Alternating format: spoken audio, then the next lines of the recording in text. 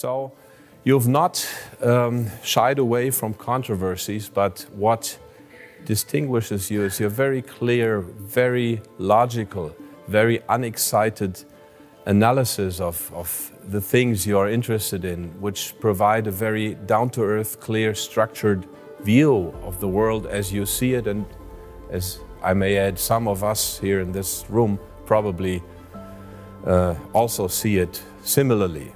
By the way, some of you probably remember in the Cold War that the West Germany traded with the Soviet Union, and the Americans disliked that intensely.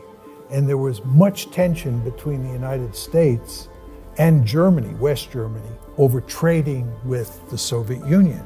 And there was a precedent, one pipeline got blown up in the 80s by the US in Russia. Is that right? Yes. Oh wow, so we have, it's like history repeating itself, could we say that? What really is going on here is that the West is principally responsible for causing this war. And it's because the West was bent on turning Ukraine into a Western bulwark on Russia's border.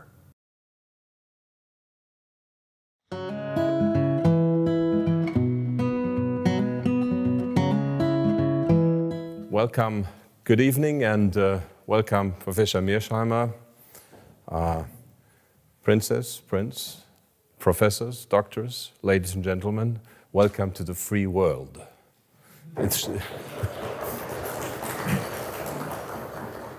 It's shrunk a bit, but it's still there, and as long as it's there, there's hope. So it's so important that we get together, exchange ideas freely, talk about the world freely, and John Mearsheimer is certainly somebody who does so, and does so very consistently and very clearly, and is a very important voice of sanity in an increasingly insane world.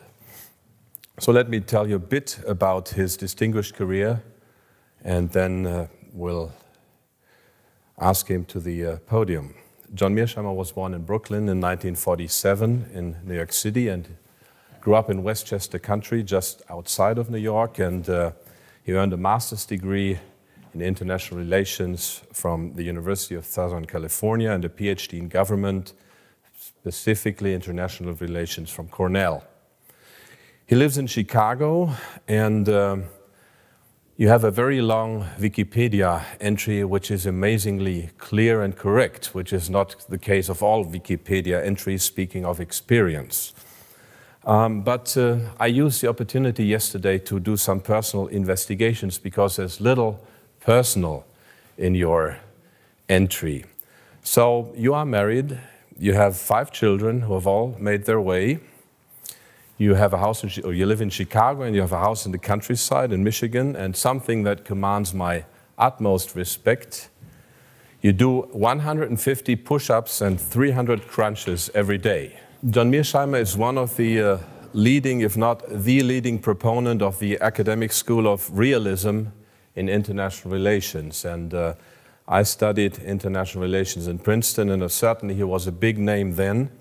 And realism in international politics is based on a few assumptions, or a few premises, I should say, that states are the major actors, that power matters, that states compete for power and security. And when I came to Princeton, you already were a big name, and you wrote a very important article in the summer of 1990, which was widely discussed in our seminars. The article was Back to the Future, Instability in Europe After the Cold War. And you argued that instability would increase, but based on certain premises again. You've written numerous books and academic articles, as well as op-ed pieces, and you've received numerous awards, and you have been involved in a few controversies. So let me just mention a few. Your first book was Conventional Deterrence in 1983. Then in 2001, you wrote the widely received Tragedy of Great Power Politics, which won the Lepgold Book Prize. You wrote a book which we're reminded of every day. The title is very pertinent. It's called Why Leaders Lie: The Truth About Lying in International Politics, 2011. And you've published widely in academic journals like International Security, but also in major newspapers like the New York Times, Los Angeles Times, and Chicago Tribune. In 2007, you wrote a quite controversial book called The Israel Lobby and U.S. Foreign Policy, where you argue and you analyze the influence of the Israel lobby. And to add another personal information, you were born and raised Catholic, and you are of German and Irish heritage. In 2014, you wrote pretty quickly a very, let's say, non-mainstream piece about Ukraine, and then you made a talk out of it in 2015 in September, entitled Why is Ukraine the West's Fault? The Causes and Consequences of the Ukraine Crisis. And it was done for the Alumni Club of the University of Chicago, and it has, as of to date, 29,048,761 views on YouTube and 270,617 likes. So somebody out there likes you. In October '91, you had a controversy when you were chairman of the Department of Politics in Chicago regarding Elisabeth Neumann, regarding her youth, where you examined the matter because she was invited as speaker, and she, of course, was a big name in Germany. Shied away from controversies, but what distinguishes you is your very clear, very logical, very unexcited analysis of the things you are interested in, which provide a very down-to-earth, clear, structured view of the world as you see it, and as I may add, some of us here in this room probably also see it similarly. You've been a professor for over 40 years, and you do enjoy teaching. You still teach a full course load at in Chicago, although you did pass, let's say, 65. So you have a full course load. You enjoy having a good argument.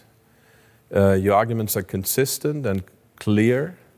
Your thoughts are consistent and clear. You're a voice of sanity.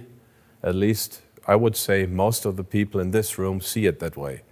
Professor Mearsheimer, we're eager to hear your thoughts on Ukraine and the world at large. Please.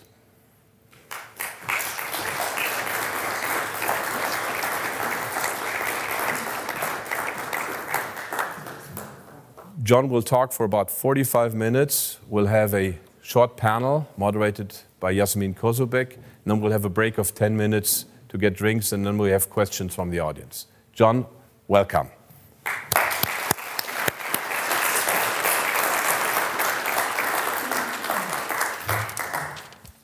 Thank you very much for the kind introduction, Max. Thanks to Jasmine, my old friend, for being the moderator this evening. And thank you all for coming out to listen to me speak. What I want to do is give a four-part talk on Ukraine, the Ukraine war. And I want to first talk about the causes of the Ukraine war. Then I want to talk about what is likely to happen on the battlefield in the conflict. In other words, who is going to win the war? Then third, I want to talk about the prospects for a peace agreement or the prospects for a diplomatic solution. And then fourth, I want to talk about the future of European-Russian relations, or the future of relations between Russia and the West. And of course, that is of great relevance for Germany. So those are the four parts of the talk. And I won't be able to cover all the different subjects that you fit under those four categories. So there'll be plenty of opportunities for you folks to ask questions, and I look forward to that. Okay, let me start with the causes of the war. How did this happen? The conventional wisdom, as almost all of you know, is that it's Vladimir Putin's fault, and that Vladimir Putin is an imperialist or an expansionist at heart. And what he wanted to do was either create a greater Russia or recreate the Soviet Union. And to do this, he had to first start by conquering and annexing Ukraine, making it part of Russia. And Ukraine was, of course, just the first target. When he was finished with Ukraine, he would go on to the Baltic states or to Poland or to Romania. This is a man who had imperial ambitions. And therefore, it's commonplace in the West to say that the attack was unprovoked. In other words, we did nothing. It was Vladimir Putin who was in the driver's seat, and he was not provoked. He started this war because he has imperial ambitions. That, of course, is the conventional wisdom. There is no evidence to support that line of evidence. I want to underline that. There is no evidence. You have to ask yourself three questions when you hear that line of argument. First of all, where does he say that that's desirable, right? That it's a desirable thing to do? Where does he say that that's a feasible thing to do? And where does he say that's what I plan to do? And the answer is there is no evidence that he said that this was desirable to incorporate Ukraine into Russia. There's no evidence that he said that it was feasible. And there's no evidence that he believed that this was what he was setting out to do. There's just no evidence. And here I'm talking about his intentions. But it's more than just intentions. He needs to have the capability to overrun, to conquer all of Ukraine, to occupy it, and then to annex it.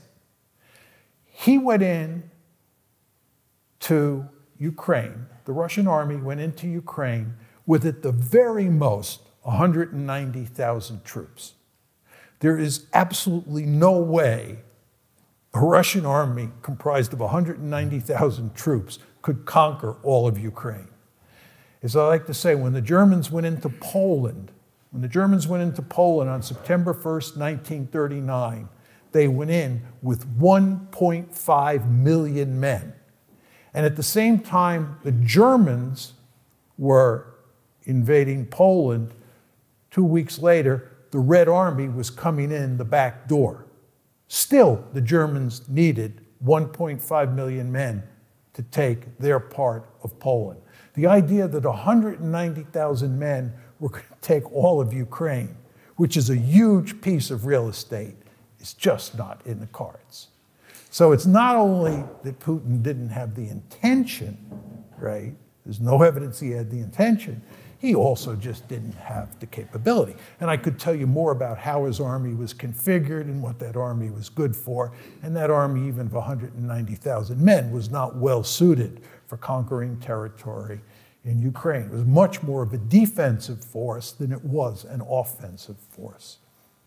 So the conventional wisdom has little support, if any. What really is going on here is that the West is principally responsible for causing this war. And it's because the West was bent on turning Ukraine into a Western bulwark on Russia's border. And there were three parts to the West strategy. The first was to include Ukraine in NATO. The second was to include Ukraine in the European Union. And the third element of the strategy was to turn Ukraine into a liberal democracy that had a pro-West orientation. And of course, we talked about this as the Orange Revolution. Those were the three elements in the strategy. The most important of the three was, of course, NATO expansion. In April of 2008, at the NATO summit in Bucharest, NATO said that Ukraine would become part of NATO.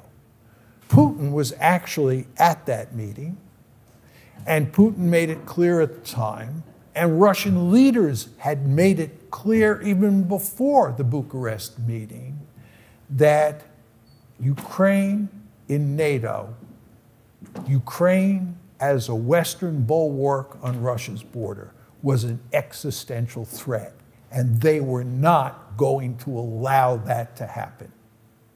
Just not going to happen.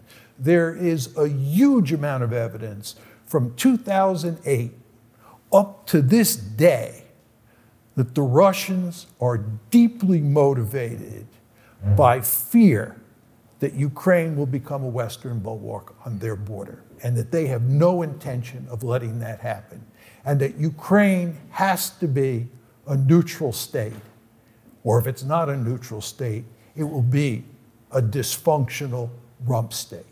This is very clear on the evidence as to why Putin invaded Ukraine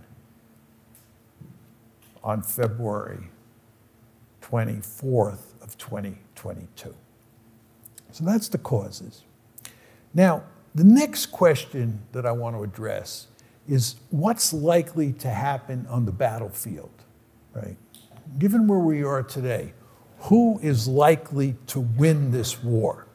And this is one of the most difficult questions to wrestle with because the media coverage of the subject is so terrible. Anything that happens on the battlefield, the Western media twists in ways that make it look like the Ukrainians are doing well and the Russians are doing poorly. So you don't get a very good sense of what's going on from looking at the mainstream media in the West. My basic argument is the Russians are going to win the war. And once I say that, two questions come to the fore. The first question is, what does victory mean? If I say the Russians are going to win the war, what does that mean? And then the second question that you want to ask yourself is, why is John saying that the Russians are going to win? What's the basis of his argument? Okay, so those are the two questions. Now, when I say the Russians are going to win the war, I am not saying that they are going to conquer all of Ukraine, right? They're going to conquer all of Ukraine and then cause regime change in Kyiv, right?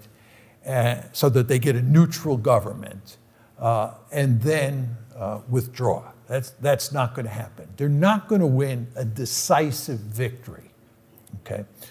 What the Russians are going to do is the Russians are going to take a huge chunk of Ukrainian territory and they're going to annex it. And furthermore, because they're not likely to get regime change and get a government that is neutral, they are going to make sure that Ukraine is a dysfunctional rump state. Dysfunctional in the sense that its economy is in constant trouble, and dysfunctional in the sense that they're going to be constantly interfering in Ukraine's politics, hopefully to get regime change from their point of view. And then it's going to be a rump state because it's going to be only part of what is today or what was in 2014 Ukraine. I think it's likely that the Russians will not give back Crimea or the 4 oblasts that they have already annexed. They've already annexed, as you know, 4 oblasts, 2 of them in the Donbass, Zaporozhye, and Kherson.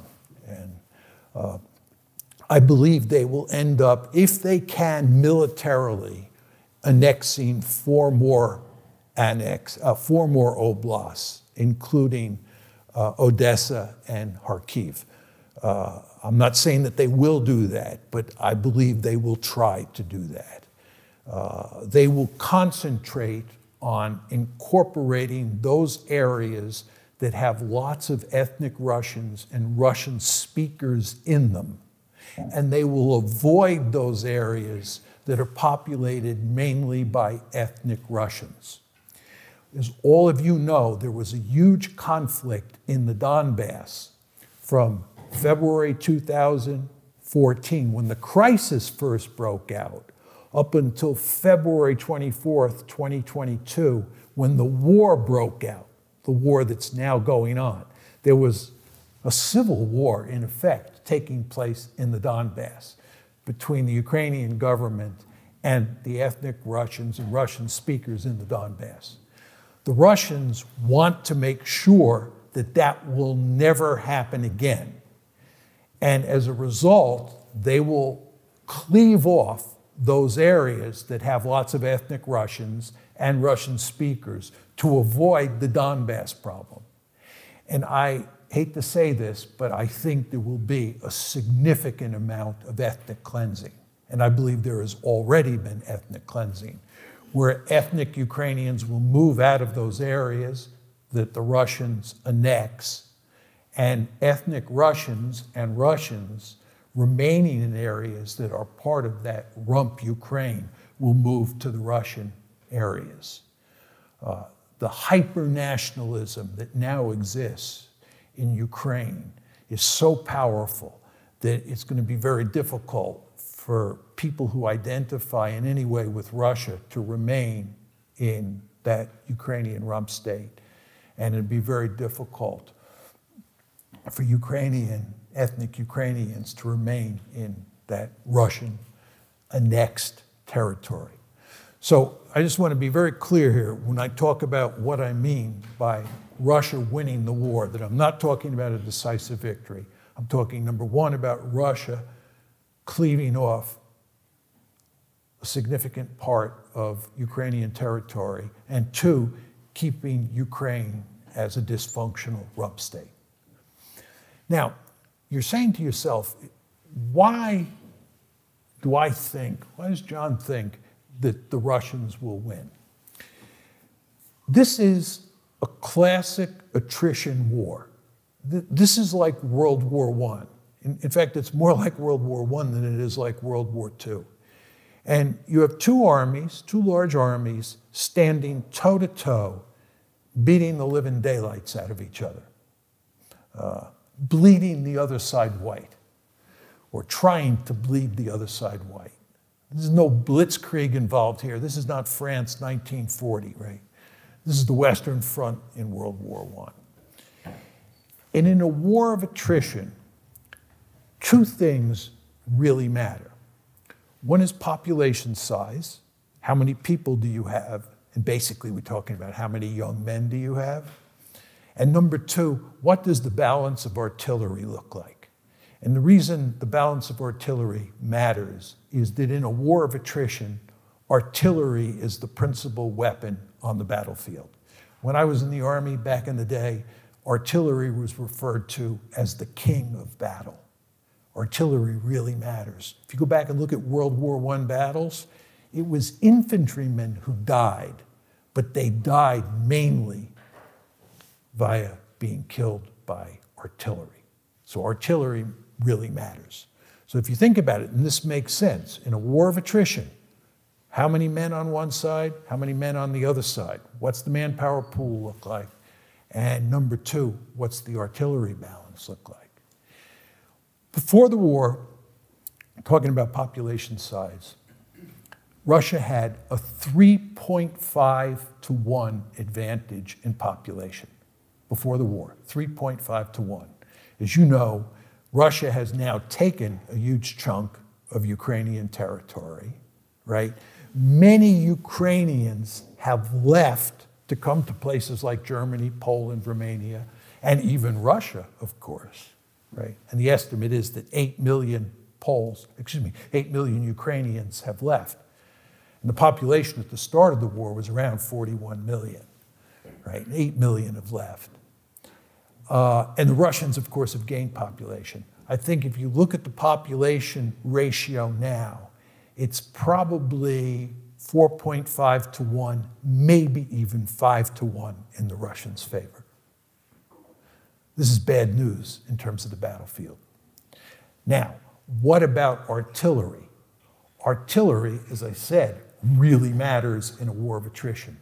It's hard to figure out exactly what the exact ratio of artillery on the Russian side compared to the Ukrainian side looks like. The estimates are as low as 5-to-1 and as high as 10-to-1.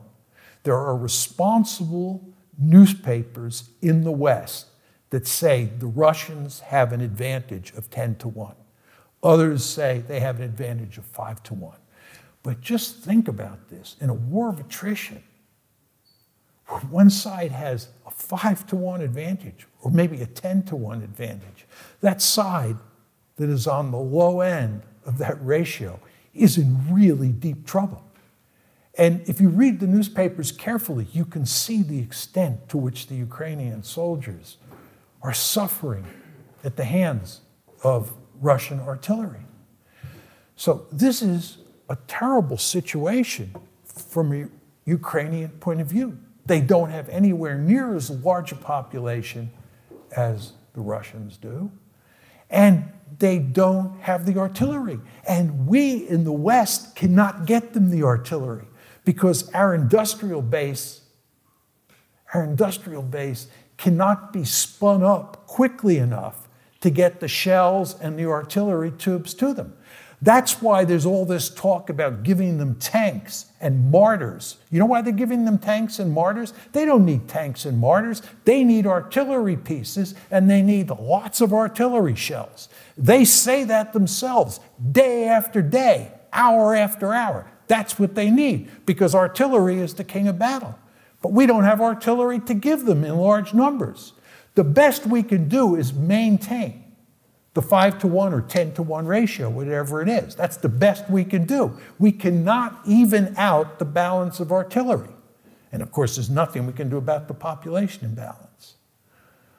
So the only hope the Ukrainians have is that they have more resolve to stay in the fight than the Russians do. But they're not going to have more resolve. The Russians have tremendous resolve because they're facing an existential threat. And by the way, I didn't fully develop the existential threat that they're facing. It's not only that we're interested in making Ukraine a Western bulwark on their border. You understand that once the war started, we said, this is mainly the Americans, that what we're going to do is we're going to defeat the Russian army in Ukraine. We're going to wreck its economy. We're going to effect regime change. We're going to put Putin on trial. And now there's even talk in the West about breaking apart Russia the way the Soviet Union broke apart in December 1991. This is a serious threat. This is an existential threat. The Russians are going to fight like wild dogs to make sure that this doesn't happen. We're threatening the survival of this state. And when the great power's survival is threatened, you do not want to underestimate the price that they will be willing to pay to prevent that outcome. So in terms of the balance of resolve, I fully understand, and I can sympathize with the Ukrainians for wanting to win this war and to hang in there, given what's happening to their country. I understand that. But the Russians, I believe, have every bit as much resolve as the Ukrainians do. So this is the basis of my conclusion that Russia will ultimately win the war. Now, I want to talk about a third subject, the prospects for a diplomatic solution or a peace agreement. You know, in the West, if you say you're in favor of diplomacy these days, you're usually accused of being a Putin sympathizer, right? No diplomacy here. We're going to defeat the Russians, period, end of story. No room for diplomacy. But there are lots of people out there in the land who think that there is an opportunity here. And if we can maybe get the Chinese involved or some other country, we can work out, we can fashion a peace agreement that will bring a meaningful end to this fighting. That's not going to happen. It's, in my opinion, impossible. There's no way to shut this one down and keep it shut down. The best you can hope for is a frozen conflict. That's the best you can hope for. This one is going to go on for as long as the eye can see. I'll be long gone, and this one will still be going on. Maybe not the fighting, because maybe there'll be a ceasefire, but it won't be more than a cold peace, a frozen conflict, and the threat of it starting up again will be very great. There's no deal to be had here. Now you're saying to yourself, why is John saying that? Two reasons. First of all, there's no territorial compromise, one. And number two, there's no compromise on the question of whether Ukraine is neutral or not. And let me unpack that for you, just on territory. Unsurprisingly, Ukraine wants all of its territory back. Maybe in an ideal world, the Ukrainians would be willing to give up Crimea, but they're certainly not going to be willing to give up those 4 oblasts that the Russians have annexed. They are now part of Russia. And the Russians have made it unequivocally clear they are not giving those oblasts back. And you can't blame the Russians any more than you can blame the Ukrainians for wanting them back. The Russians are fighting a major war. They think their survival's at stake. Those 4 oblasts really matter for strategic reasons, not to mention the fact that they're filled with Russians, ethnic Russians, and Russian speakers. And if the Ukrainian government, which is now on a tirade against anything Russian, gets that territory back, you've got the Donbass problem back again in spades this time. So the Russians are not going to give up the territory they've taken, and the Ukrainians are not going to be satisfied till they get that territory back. And if I'm right that the Russians are going to take more territory further to the west, they're not going to give that back, and the Ukrainians are going to want it back. How do you solve that problem? There's no solution. You can't square that circle. Then there's the question of neutrality. The Russians do not want Ukraine to be allied with the West, whether it's a de jure relationship with NATO or a de facto relationship with NATO. That is unacceptable. They want a neutral Ukraine. And as I said to you, if they can't get that, they'll turn it into a dysfunctional rump state that'll never qualify to come into NATO or into the EU, which is what they're doing now. Well, if you're Ukraine, do you want to be neutral? You can't protect yourself. There's no question. I gave you the population figures, right? There's no way Ukraine can protect itself. If the West wasn't bankrolling Ukraine today, Ukraine would have lost long ago. Russia up against Ukraine is Bambi versus Godzilla. It's just important to understand that. It's the West that's propping up Ukraine. So Ukraine wants a security guarantee. Well, who's going to give Ukraine a security guarantee? Somebody once said to me, what about China? This is not a serious argument. China's not capable of giving Ukraine a security guarantee. Furthermore, China would be crazy to give Ukraine a security guarantee because China has its hands full dealing with the United States in East Asia. The only group of countries that can give Ukraine a security guarantee are the NATO countries, especially the United States. That's it. But the Russians are not going to accept that. And the Ukrainians want it. So how do you square that circle? And the answer is you don't. Just 2 other very quick points on this. Remember, I talked about the territorial problem as an obstacle, and I talked about the neutrality problem as an obstacle. Those are the 2 big obstacles. There are 2 other obstacles. One is the hypernationalism that is now at play, if you read the papers over the past few weeks, the Ukrainians are going to enormous lengths to de-Russify Ukraine. It's really quite amazing what's happening here. And if you look at what the Russians are doing in the areas that they're annexing, what they're doing is issuing Russian passports, asking people to use the ruble. They're making them Russian areas, right? So you have this growing hatred between the Russians and the Ukrainians, not only inside Ukraine, but pre-2014 Ukraine, but also between the two countries. This happens when major powers go to war against each other, right? Hypernationalism kicks in very quickly. But that makes it very hard to cut a deal. And furthermore,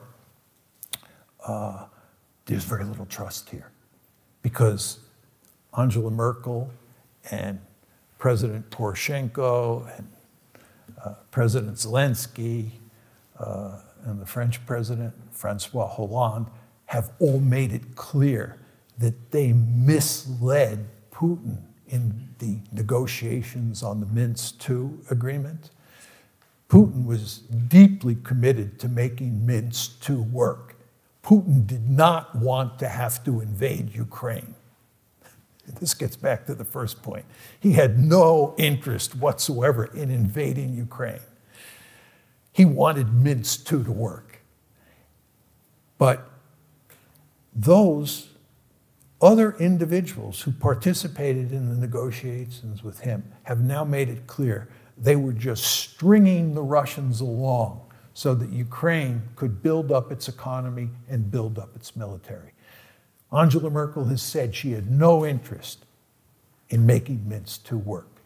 Putin has reacted to this by making it very clear that he thinks that Merkel, that Poroshenko, Zelensky, and Hollande misled him, and that there is not a degree of trust left when it comes to the Russians thinking about dealing with Ukraine and the West.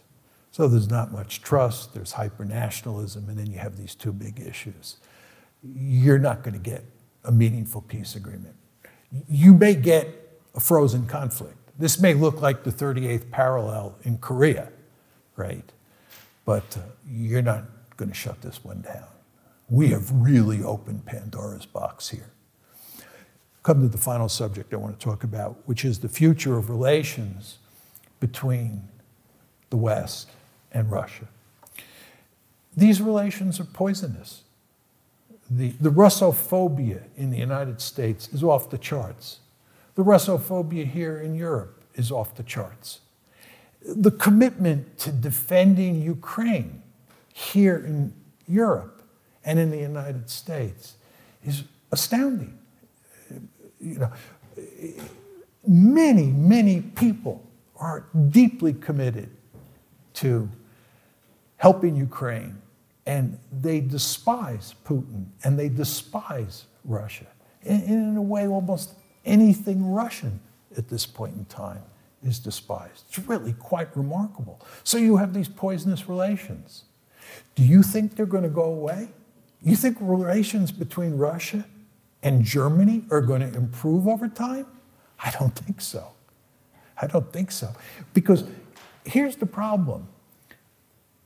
The West is going to remain committed to rump Ukraine. Let's assume you get a rump state, right? And let's assume that you get a frozen conflict.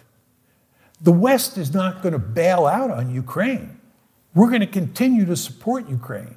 We're going to do everything we can to support Ukraine and undermine Putin or his successor, or more generally, the Russians. The Americans are certainly going to do this. You can rest assured of that, right? You Europeans might not be so enthusiastic about that, but the Americans will go to great lengths to cause trouble with the Russians, right? You'll support the Ukrainians. And this will, of course, anger the Russians. And then you understand the Russians have a deep-seated interest in interfering in the politics of the West. They have a deep-seated interest in interfering in elections to make sure that people get elected who are sympathetic to Russia. They'll exploit the tensions between countries like Germany and Poland, Germany and France. They'll exploit tensions between the United States and Europe, and there's real potential for trouble there. Let's talk a little bit about China. Given that Europe is suffering because its economic ties with Russia have been cut, Europe has a deep-seated interest in making sure it has very good economic relations with China, which is very important. The Americans, on the other hand, are waging an economic war against China. You understand we're in a security competition, we mean in the United States. We're in a security competition with China. It has two dimensions. It has a military dimension, containment, and it has an economic dimension. And the economic dimension involves sophisticated or cutting-edge technologies.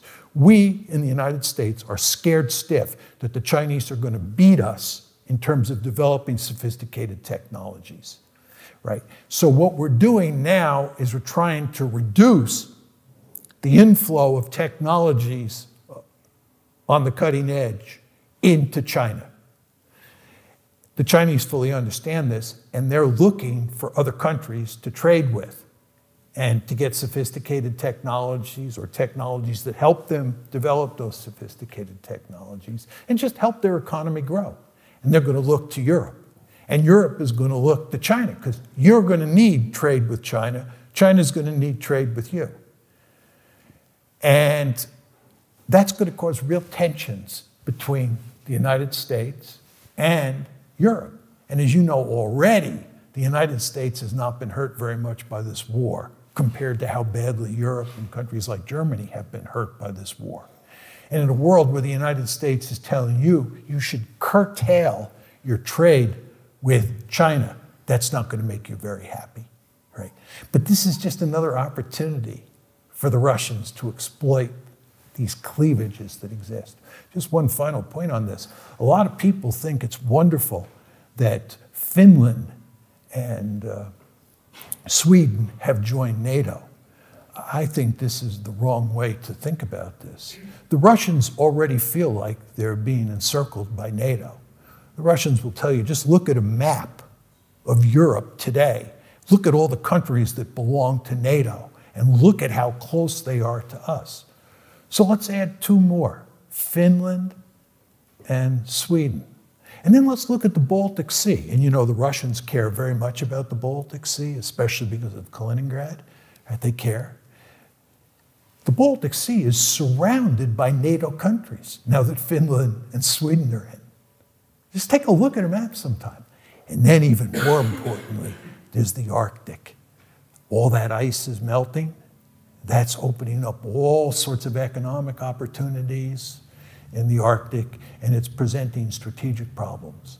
There are 8 countries that are geographically located in the Arctic. 7 of them now belong to NATO. The other one, Russia. 1 versus 7. And you know, by the way, the Russians are now approaching the Chinese about getting the Chinese to work with them in the Arctic. And the Chinese, of course, are very willing to do this, right? But the other way of thinking about this is the Russians are outnumbered 7-1. So if a dispute comes up in the Arctic, crisis breaks out in the Arctic, and they're outnumbered 7-1. And most of their conventional forces are in Europe, in Ukraine. I think what they're going to do is rely more on nuclear weapons up there, right? So you just want to remember, when you're dealing with a great power like Russia, and you threaten its survival, you're pushing that great power into a situation where it's going to pursue risky strategies. And this is a great power that has thousands of nuclear warheads aimed at us. And the idea that you can back them into a corner and you can threaten to push them off a cliff is, for me, an incredibly foolish way to think about doing business. And I'll just tell you one quick story. The best example to highlight this is the Japanese attack at Pearl Harbor against the United States, December 1941.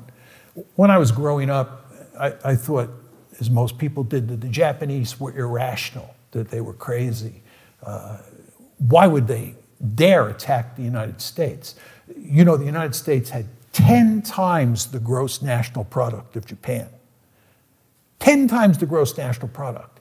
And furthermore, the Japanese were heavily dependent on imports of scrap iron and oil from the United States. Well, I've now learned over the past 20 years that the Japanese policymakers were first-class strategists.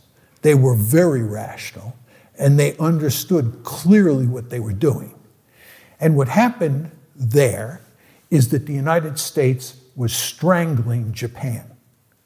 The United States was strangling Japan.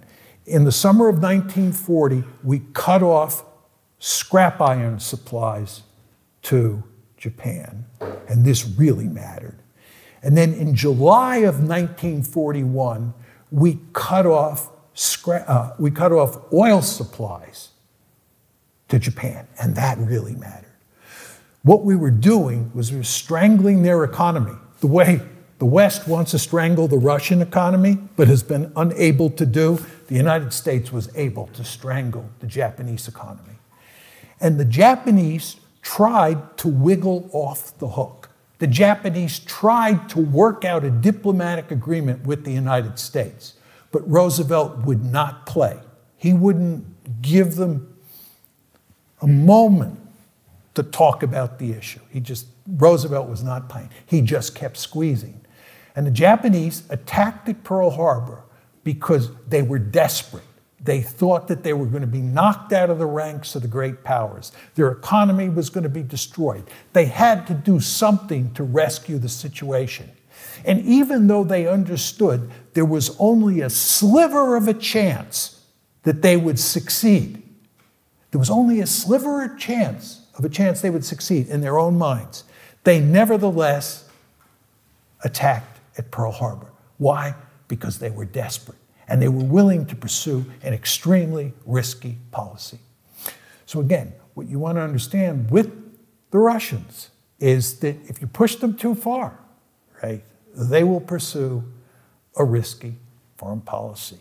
And I think up in the Arctic, in Ukraine, these are very dangerous situations. Let me conclude with one final point.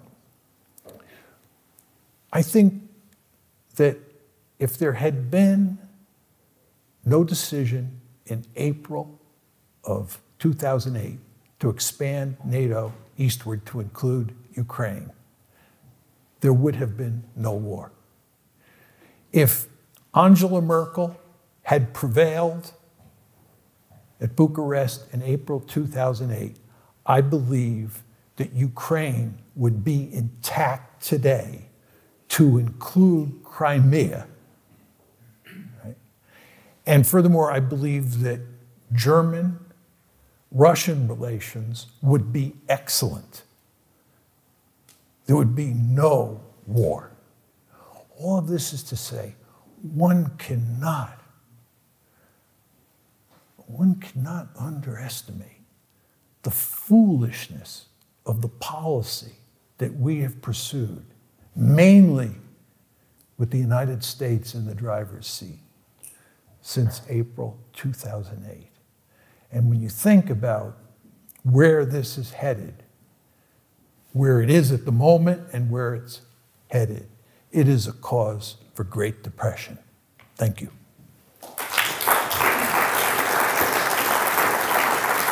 Mr. Otte, I actually have a first question for you. You've made it quite clear that you agree with most of the things that Mearsheimer is presenting here, and I'd really like to know what you disagree with, because I'm sure there's something. Okay, well, I'm not quite as hopeful as John, so I'm more pessimistic. So I think this has the potential to spiral out of control a bit more. I mean, you believe that rationality will prevail when I see some of the current leaders and their actions is very reassuring, but I don't share it 100%. Would you agree? Because it doesn't sound too hopeful to me, what you just presented. You said there's no way out. Well, I would ask Max, what do you think is going to happen? I mean, are you fearful of nuclear escalation? I mean, Yeah, I still think that maybe NATO will get involved. That's my greatest anxiety, on the ground or in whichever way. If I listen to the talk, that does not seem to be out of the question. Yeah, let me make 2 points just on the escalation issue. First of all, I think if the Russians were to lose or to start losing, I believe they would use nuclear weapons to rescue the situation, okay? So what that means is that the West's policy of defeating Russia inside of Ukraine makes the likelihood of nuclear war go up, if it works. In other words, if the West succeeds, if German policy succeeds in Ukraine, you make the risk of nuclear war go up. It's very important to understand that. The reason I didn't pay much attention to nuclear escalation in my comments, as Max is pointing out, is because I think the Russians are in the driver's seat now, and the Russians will ultimately win the war, and therefore nuclear weapons will not be used. But with regard to the United States coming into the war, if I'm right and the Russians are winning, there'll be a very serious temptation for the United States to come in. That's where the great power war comes. And I cannot rule that out any more than you can rule out nuclear war in this case. So we are in a really dangerous situation for sure. So, Otto, Mr. Otto, you've actually painted or sort of 3 scenarios in your book, right? Weltsystem crash. And I'm surprised that you have such a poor outlook on the future, because the full-scale war, you didn't say it was the most likely scenario. The most likely scenario, you said, would be something like a new Cold War, right? With the highest probability, you'd have 2 dominant blocs, US and China, and India and Russia, the status would be open, right? So do you still consider that to be the highest probability? I wrote about 3 scenarios in 19. The new Cold War, Chinese bloc. I mean, it's totally in line with John's thinking and arguments. A Chinese bloc, a US-dominated Western bloc, with more integration of Europe into the US sphere of influence. And at that point I said the status of Russia is open, but it could be either in the Western or in the Chinese bloc. This is just 4 years ago. And that was my most likely, not my most desired scenario. And my least likely and most desired scenario was a multipolar world with a strong Europe. But even then I said that's very unlikely. And I think John would completely agree, or would you? But you know what I would like to add to that? You have something in common with Chancellor Scholz.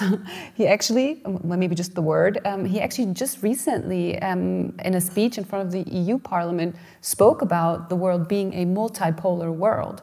So I found this very interesting for him to use this word. Am I giving it too much weight, even like talking about it? Or how would he even define a multipolar world, our Chancellor? Well, I think multipolar today means China, Russia, and the United States. And there are still some people who think the United States is so powerful we live in a unipolar world, and some other people who think that Russia really doesn't count as a great power, especially if you look at its rather poor military performance so far in eastern Ukraine, and therefore it's a bipolar world. But I think most people believe that we live in a multipolar world. And this is wonderful news for the Russians and the Chinese. The Russians and the Chinese love to hear people talk about living in a multipolar world. Usually, you would expect a German chancellor to say that he or she likes the unipolar world, because the unipolar world is dominated by the United States. And as you all know, Germans love the idea of being dominated by the United States. So unipolarity is a good thing. And by the way, if we were truly in a unipolar world, we wouldn't have this conflict with the Russians, right? It was the fact that the unipolar world came to an end. And the same thing is true with China, right? Until China rose and we moved into a multipolar world, there was no US-China competition. You want to think, by the way, just parenthetically, a lot of people in the West or in the United States will say that China's a threat because it's a communist state. This is communism versus liberal democracy. That's the China-US competition. My response to that is, China was a communist state during the 1990s. It was a communist state up until 2017, right? And we got along perfectly well with the Chinese. There were no problems at all. What changed was the balance of power. China became really rich, began to translate its economic might into military might, and that is why you moved into a multipolar world. But we now would prefer a unipolar world where China's down here and we're up there. But those days are gone. Maybe we can speak about China for a moment. I think you just introduced the topic really well. And I think the China and German relations, you know, they're going. They've been seeing each other quite a lot the past couple of months. I think there were 3 visits between Foreign Minister Baerbock and the Foreign Minister of China. And China, they don't like to talk about a war in Ukraine. They like to talk about a crisis. But you see them seeing each other over and over again. So what does that tell us? What does that tell us? What is Germany trying to do? What is our foreign minister trying to do? Trying to convince China to negotiate with Russia, or trying to actually keep China from closer relations to Russia? What is happening? Well, as I said, I think once Germany loses Russia as a trading partner, it makes it more important than ever for Germany to trade with China. And the same thing is true with the French. Macron was over in China as well, and Macron was playing nice with China. And the reason Macron was playing nice with China is he wants to trade with China. By the way, some of you probably remember in the Cold War that the West Germany traded with the Soviet Union, and the Americans disliked that intensely. And there was much tension between the United States and Germany, West Germany, over trading with the Soviet Union. And there was a precedent. One pipeline got blown up in the 80s by the US in Russia. Is that right? Yes. Oh, wow. So we have, it's like history repeating itself. Could we say that? You know, you just mentioned Nord Stream 2. I find that so interesting. So what is your opinion on that? I would like to hear what you have to say about that. Well, I think it's clear the Russians did not blow up Nord Stream. It's clear the Germans did not blow up Nord Stream. And I think it really sort of comes down to whether you believe the Americans did it or whether the Ukrainians and the Poles did it. My view is that Seymour Hersh is right and that the Americans did it. The Americans effectively said they were going to do it. Numerous American policymakers, including the president, effectively said they were going to do it. There was great pleasure in the United States when it was done. And the former foreign minister of Poland thanked the United States immediately after it was done, Mr. Sikorsky. So I think there's a lot of evidence that it was the Americans who did it. And by the way, I think the fact that the German media is not paying any attention or hardly any attention to this issue, and the German government is paying hardly any attention to this issue, is because they don't want to they don't want to have to reveal that the result of their investigation is that the United States did it, because that would do enormous damage to America's position in Europe in general and in Germany in particular. What is your opinion on it? Why do you think that the media doesn't care or the politicians aren't trying to figure out? Do you think it could actually have a dismal effect on German and US relations, even if it were to come out that the US did it? It would have a significant effect, I mean, because right now there's really a matrix. I mean, we don't hear much in mainstream media, and I mean, Axel Springer got bought up by a US private equity just a few years ago, and Spiegel and Die Zeit get grants from the US, from the Gates Foundation. You can look it up in the foundation report. So there's quite, and then there's of course the transatlantic media connections that up to 7-8 years ago you could talk about openly also in talk shows, but you can't anymore. So it's really very much voicing US positions. And as Robert Habeck, the greatest economics minister of all times, said he wanted to be in a serving leadership role. Serving what? Serving whom? Certainly not Germany. Yes, I mean, public opinion right now is polarized, which is happening often in times like this when people do not know what to think. You give them simple explanations, you give them a scapegoat. Putin is a scapegoat. We've heard a more complex explanation from John. But this issue would have the potential of breaking that matrix. But right now it's not happening because there's very strong interests to keep it under cover. And there's just a few of us who say it openly, but we don't get much distribution in the media, or none at all. And we're being denounced. Mm-hmm. Doesn't sound very hopeful.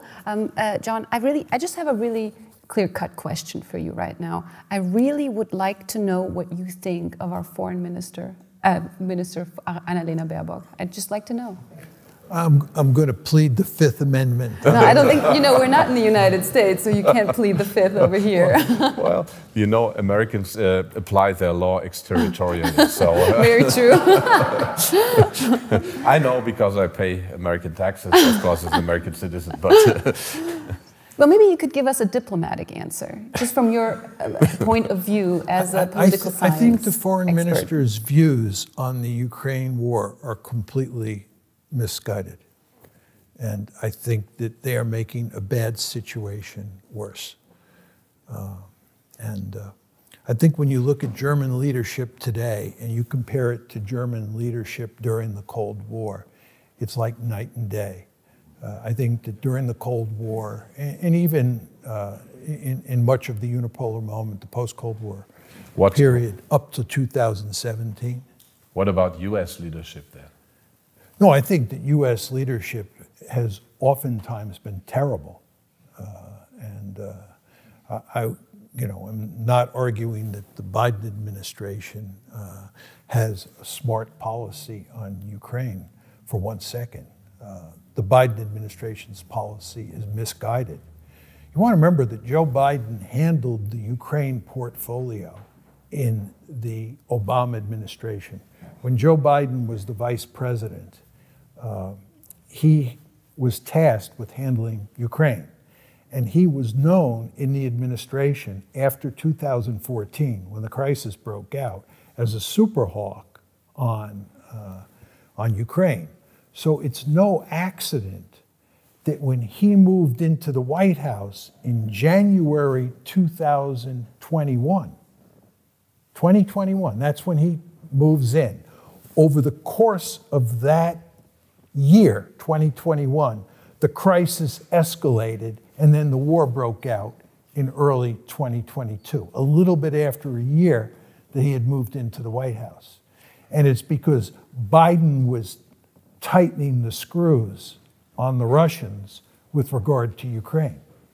We were going to greater lengths under Biden than we had under Trump to bring Ukraine into NATO, to make it, at that time, a de facto member of NATO.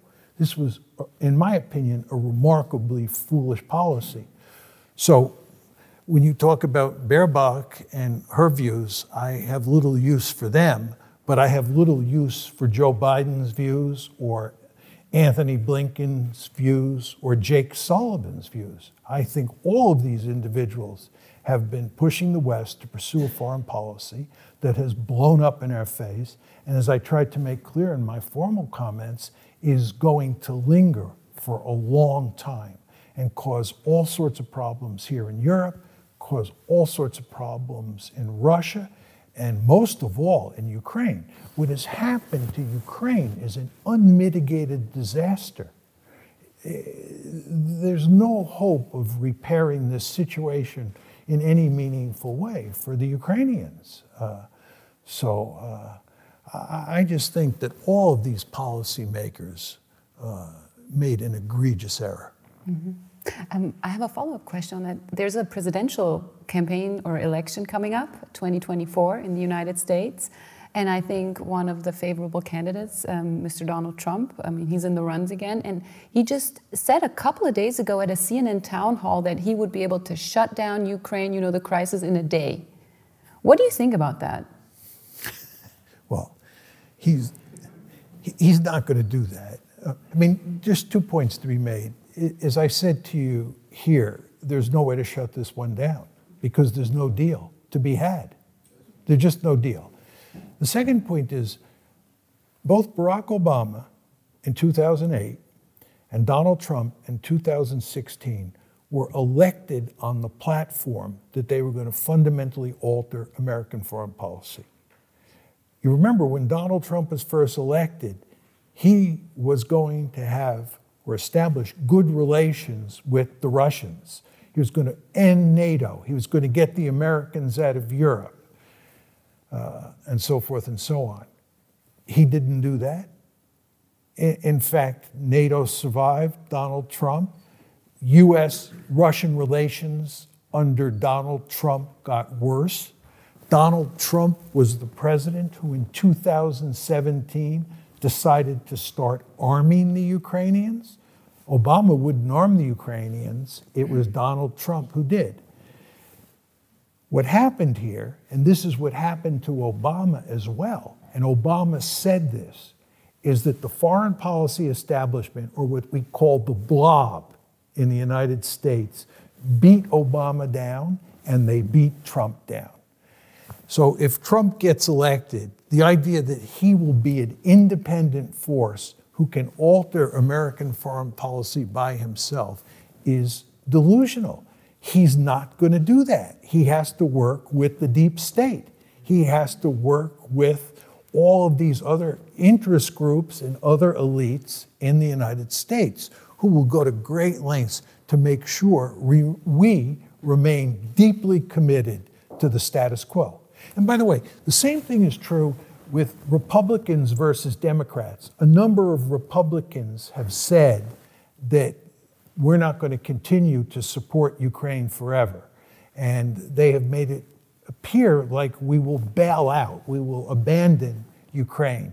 But if you look carefully, they're small in number. Many of them have walked back their comments. DeSantis, for example, has now said that he's a staunch supporter of Ukraine.